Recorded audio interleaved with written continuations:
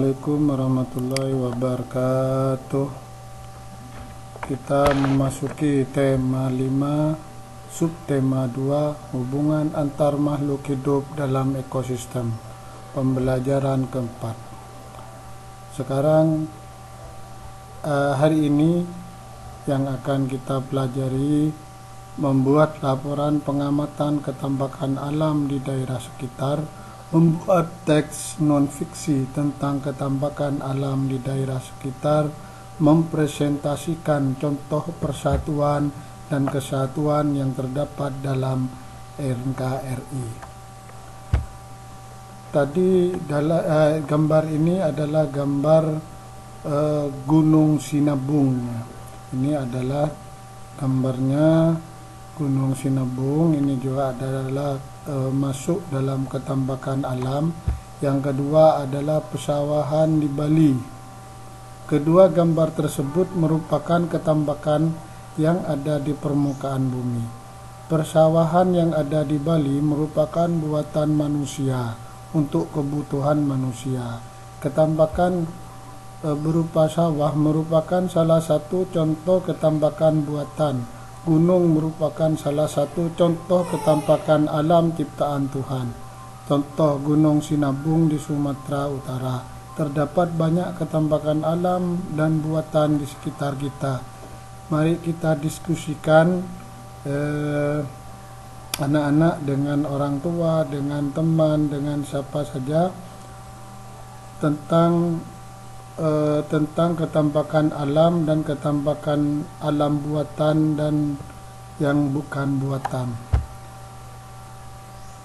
Pada hari Sabtu, ayah dan ibu berencana untuk mengajakku dan adikku pergi ke daerah Puncak Bogor. Wah, senangnya. Apa yang akan kamu lakukan di sana, Siti? Udara di sana sangat sejuk dan menyegarkan. Perkebunan teh terdapat di sana juga betul-betul asri. Iyalah, aku memang berkeinginan untuk berjalan-jalan menyusuri perkebunan teh yang ada di sana. Wah, aku sudah tidak sabar.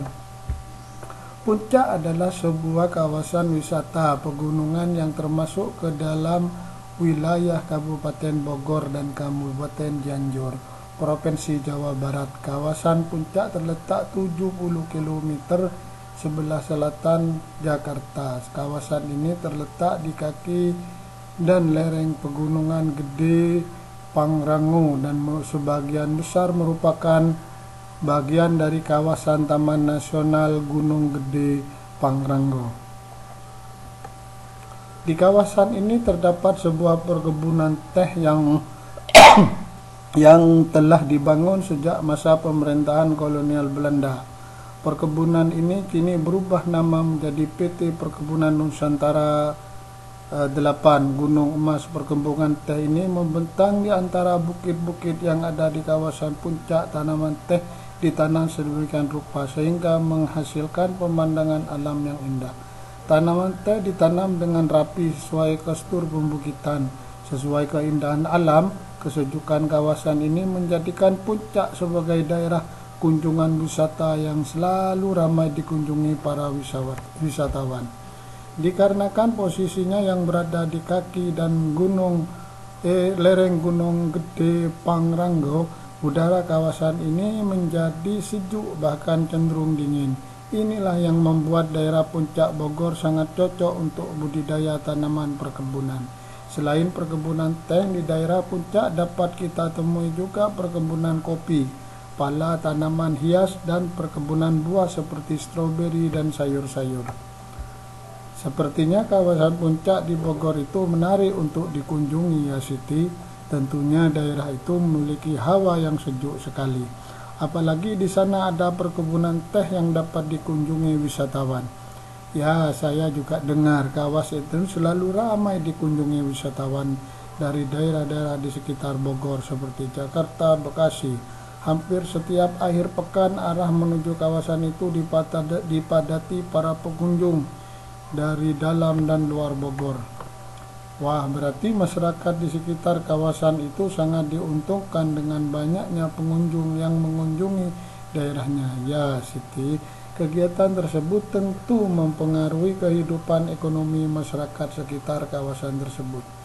Seharusnya seperti itulah, masyarakat di sana harus hidup rukun dan bergotong royong untuk menjaga kawasannya agar terus dikunjungi wisatawan.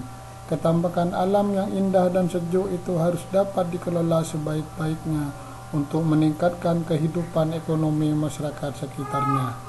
Aku setuju Siti, tanpa persatuan dan kesatuan masyarakat yang adil dan makmur akan sulit dicapai. Ada banyak alasan bagi masyarakat Indonesia untuk meningkatkan persatuan dan kesatuan. Oleh karena itu, negara kita memiliki banyak sumber daya alam yang dapat meningkatkan kemakmuran rakyat. Masyarakat yang adil dan makmur merupakan salah satu tujuan yang ingin dicapai oleh bangsa kita. Dengan menjaga, memelihara, dan memanfaatkan sebuah sumber daya yang ada untuk sebesar-besarnya kemakmuran rakyat, masyarakat adil dan makmur pasti tercapai. Pemanfaatan sumber daya alam. Bersatu untuk Indonesia makmur. Wilayah Indonesia yang terbentang dari Sabang hingga Merauke hingga memiliki berbagai keunikan. Setiap daerah memiliki sumber daya alam yang dapat dimanfaatkan untuk pembangunan negara. Letak geografis Indonesia sangat mempengaruhi iklim yang terjadi.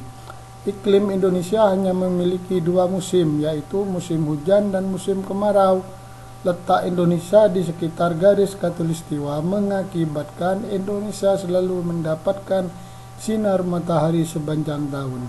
Keberadaan matahari sepanjang tahun bermanfaat bagi kegiatan agraris sehingga membuat Indonesia menjadi penghasil komoditas alam. Indonesia memiliki dari 17.000 pulau yang menyimpan potensi-potensi alam yang luar biasa.